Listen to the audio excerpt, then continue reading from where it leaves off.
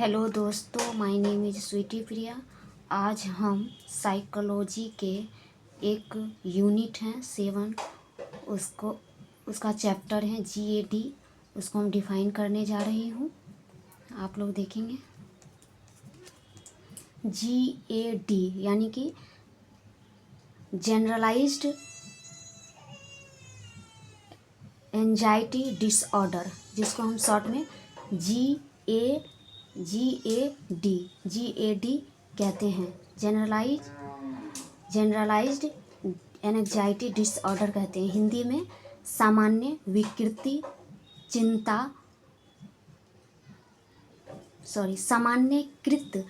चिंता विकृति कहते हैं हिंदी में। GAD जनरलाइज्ड एंजाइटी डिसऑर्डर एक ऐसी विकृति है जिसमें रोगी को लंबी समय तक, यानी कि बहुत लंबी समय तक अवास्तविक या अत्यधिक चिंता से ग्रसित रहता है।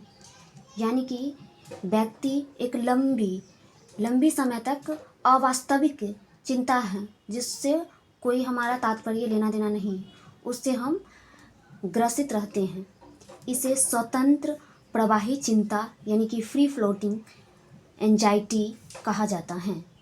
व्यक्ति के जीवन काल में कम से कम 6 माह यानी कि 6 माह तक ये चिंता बना रहता है तो GAD रोग कहलाएगा, यानी कि सामान्य विकृति चिंता कहलाएगी, जनरलाइज्ड एंजाइटी डिसऑर्डर कहलाएगी। इसका सिम्टम्स बताते हैं। जनरलाइज GAD की सिम्टम्स यानी हिंदी में लक्षण, अंग्रेजी में सिम्टम्स। पहला लक्षण है इमोशनली, यानी कि हिंदी में सामवेगिक रूप से। रोगी में बेचैनी आना, सतर्क रहना, हैरान रहना या हृदय आघात, मर जाने या खोने के बारे में सोच कर काफ़ी परेशान रहना। दूसरा है कॉग्निटिव, यानी हिंदी में संज्ञानात्मक रूप से। कॉग्निटिव यानी कि संज्ञानात्मक रूप से हमेशा कुछ बुरा होने की उम्मीद करते हैं लेकिन यह नहीं हो पाता है।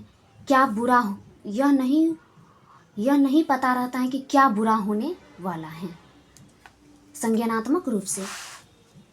तीसरा है फिजियोलॉजी यानी कि दैहिक रूप से। दैहिक प्रतिक्रियाओं इमरजेंसी फिजियोलॉजी रिएक्शन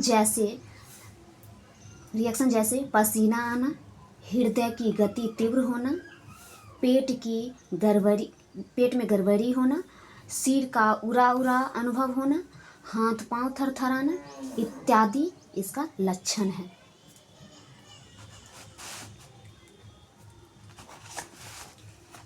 रेपी वैज्ञानिक 1991 के अनुसार GAD सामान्य जनसंख्या के मात्र 4% लोगों में ये बीमारी होता है। कितने प्रतिशत? 4% लोगों में ये बीमारी होता है। ये रेपी वैज्ञानिक 1991 में बताया। बार्लो 1996 में GAD 15 सालों की उम्र में प्रारंभ हो जाता है। ये बीमारी 15 साल की उम्र में प्रारंभ हो जाती है, GAD बीमारी। GAD सामान्य विकृति का कई प्रकार होते हैं, यानी कि जनरलाइज्ड एंजाइटी डिसऑर्डर की कई प्रकार होते हैं, जो कि हम कुछ प्रकार आपको बताने जा रही हूँ। GAD का पहला प्रकार है जैविक कारण बायोलॉजिकल फैक्टर, यानी कि जैविक कारण बायोलॉजिकल फैक्टर। दूसरा है मनोवैज्ञानिक कारक, यानी कि साइको एनालिटिक फैक्टर।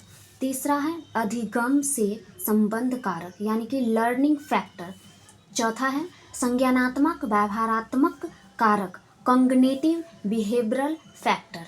ये GAD का 4 प्रकार हैं। GAD यानी कि जनरलाइज्ड एंजाइटी डिसऑर्डर, इसका 4 प्रकार हैं।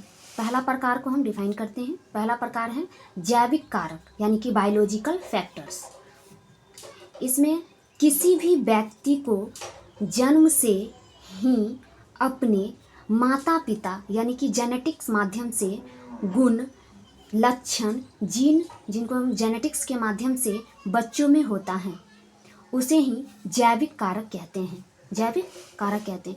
कुछ मनोवैज्ञानिकों के अध्ययन से पता चला है कि समान 17 जोड़ा बच्चों को लिया जाए और 18 असमान जुड़वा बच्चों को लिया जाए और दोनों की शोध से पता चला कि समान जुड़वा बच्चों में GAD समान है। जो समान जुड़वा बच्चा उसमें GAD 49%, जो असमान GAD है उसमें 4% है। समान में 49% और असमान में 4% है GAD। दूसरा नंबर में है मनोविश्लेषिक कारक, साइको एनालिटिक फैक्टर। फ्रॉयड के अनुसार मनोविश्लेषक कारक के आधार पर बताया गया है। मनोविश्लेषक कारक के आधार पर बतलाया गया है कि फ्रॉयड के अकॉर्डिंग ईड वह अपने इच्छा को चेतन स्तर पर रखना चाहता है, लेकिन ईगो उसे रोकता है। ईड जो है सो अपने चेतन स्तर पर इच्छा को रखना चाहता है, लेकिन ईगो जो है वो इच्छा को रोकता है। उसे डर या भय होता है कि कोई गलत कार्य करने पर हमें दंड नहीं मिल जाए। कोई गलत कार्य करने पर हमें दंड नहीं मिल जाए। दोनों के बीच कन्फ्लिक्ट यानी कि टकराव, संघर्ष हो जाता है और यही से व्यक्ति के अंदर चिंता की उत्पत्ति होती है। तीसरा नंबर पे है अधिगम संबद्ध कारक यानी कि फैक्टर रिलेटेड टू लर्निंग। कुछ व्यवहार व्यक्ति के ऐसे होते हैं जो जन्म से ही प्राप्त करते हैं। कुछ व्यवहार व्यक्ति के जन्म से ही प्राप्त करते हैं। कुछ व्यवहार ऐसे होते हैं जो व्यक्ति अपने अर्जित करते हैं यानी कि सीखते हैं, अपने वातावरण आसपास के माहौल से सीखते हैं। कभी कभी देखा गया है कि वातावरण दूषित होने से व्यक्ति के मानसिक प्रभाव पड़ता है। अगर वातावरण जिस टाइप में है, जिस तरह से है, तो वो बच्चे के ऊपर मानसिक प्रभाव पड़ता है। जैसे में बच्चे स्कूल के कुछ चीज़ों को देखकर सीखते हैं या अपने आसपास के व्यक्ति से सीखते हैं। चौथा नंबर में है संज्ञानात्मक व्यवहारात्मक कारक यानी कॉग्निटिव बिहेवियरल फैक्टर्स। संज्ञानात्मक यानी व्यक्ति किसी भी चीज़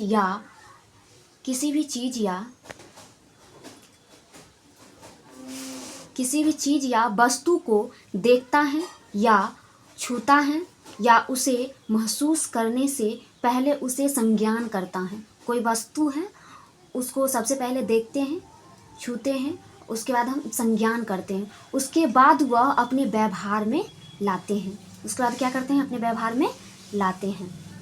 जैविक या मेडिकल प्रविधि, बायोलॉजिकल और मेडिकल टेक्निक।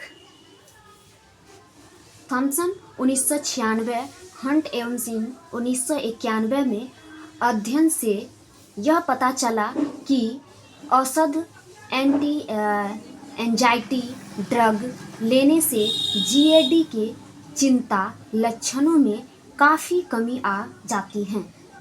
औषध नहीं लेने पर लक्षण पुनः लौट जाते हैं। यहाँ कि जब भी आप ड्रग्स या दवा लेते रहते हैं तो ये लक्षण कम हो जाती हैं और लेना इसको बंद कर देते हैं तो ये लक्षण फिर अपने रूप में आ जाता है। तो हम GAD को यहाँ तक डिफाइन किए। आपको कैसा लगा? आप अपना राय ज़रूर दें मेरे वीडियो में।